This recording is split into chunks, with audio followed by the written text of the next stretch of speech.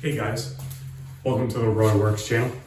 I realize it's been a while since I've posted a video, but I've been able to get a lot done during that time.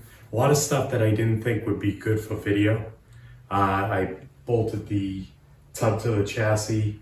I bolted the fenders to the tub and also to the chassis, and actually attached the hood also. A lot of the places that I had to reattach those things, I had to drill out, re-tap, and actually some of them I couldn't even tap it. I had to actually use a nut and bolt. So I didn't really think it would be good for a video. So at this point, we have everything pretty much mounted where it's gonna be. I'm gonna have to take some of it apart when I do painting and do some like fixing the front grille. I'm gonna have to take that out, and basically I want to paint the inside of it, get that all prepped up.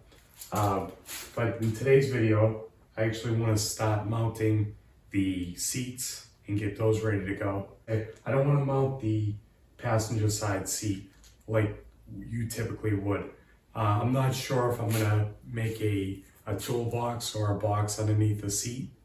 So I think I'm gonna do something a little bit different, because I want to allow the capability of that middle console to be able to be removed and not have to remove seats. I might have to remove one nut and bolt. I might have to remove maybe the driver's seat, but that's a lot less work than to have to remove the passenger seat.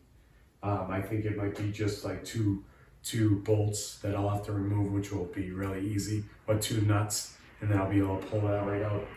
But let me show you, I'll give you a look at what I'm gonna do. So like I was saying, the driver's side is gonna be pretty typical. I have to replace or repair this back bracket here, come off with an L piece here so I can mount it to the bed right here. I also have to fix this side here. You can see this side is kind of rotted off here. So I'm gonna fix that. I'm gonna replace that with another piece right here. This side looks good. That should be ready to go. So first thing I'm gonna do is replace that and get this ready to be mounted. Now the passenger side, that's gonna be a little bit different. I actually have the old gas tank in there, but I'll show you in a minute. That thing is in horrible shape. But I might have a lead for a new gas tank for that. So I'm gonna wait to see on that. So with this seat here, this one has a good mounting bracket on the back here, but I'm not gonna bolt that down. I'm just gonna put a pin through it at this time. Or actually, I'm gonna put a pin through it, and that's all it's gonna get. Because I want this to have the capability of being able to pivot up. I want it to be able to pivot up like this here. So if I ever do decide to put a toolbox or anything under here, I can easily do that. By the way, Tracy made some awesome seat covers for this. I'll hopefully be able to show you at the end of the video. But I just have to be able to figure a way to mount this to the floor without using those old rusted brackets. I'm gonna still keep those, because I think underneath the layer of rust, they're pretty thick metal. I think they're still pretty good. So if anybody ever decides to do anything with that in the future, they'd at least have those parts, so I'll keep those. But I do have a different idea, and I think it should work pretty good. Because see, if I mounted that right to the floor, that would make it so I can't remove this cover. And I want to be able to remove that relatively easy. So at a job I did in Rockport, Mass, I ended up getting these old turnbuckles that were in this granite quarry transfer station.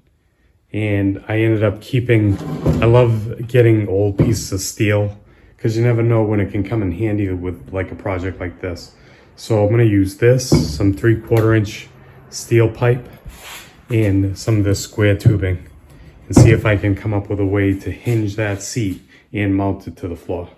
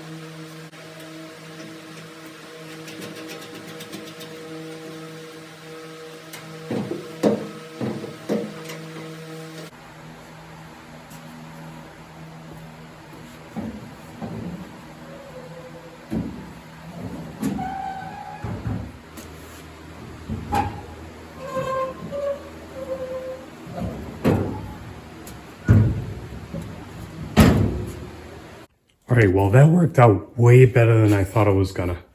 That's what I was hoping for, was to be able to have this hinge and be really sturdy. I just have the bolts hand tight right now because I'm gonna remove this whole thing and I still have to do painting on the bottom. But that worked out fantastic. I'm really happy with that. And the other side is good too.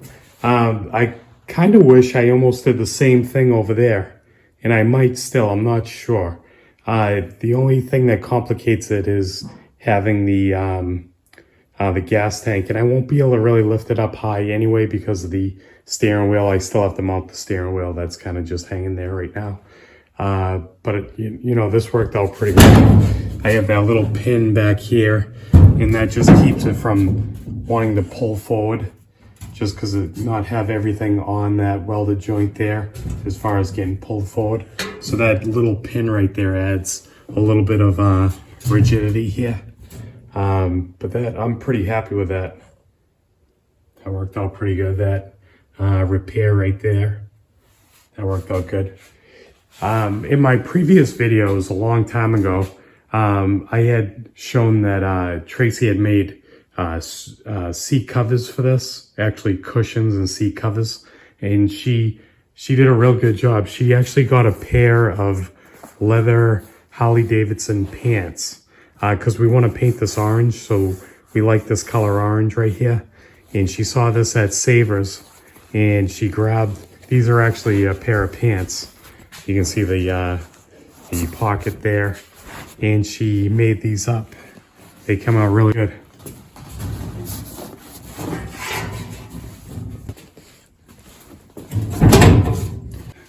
Fit them on there, but that's gonna look really good. So do you think I need new gas tank? It's got a few holes in it. Looks like they tried to patch it at one time.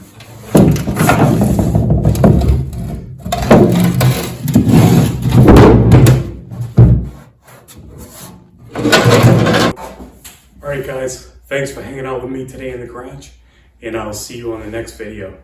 Have a great week.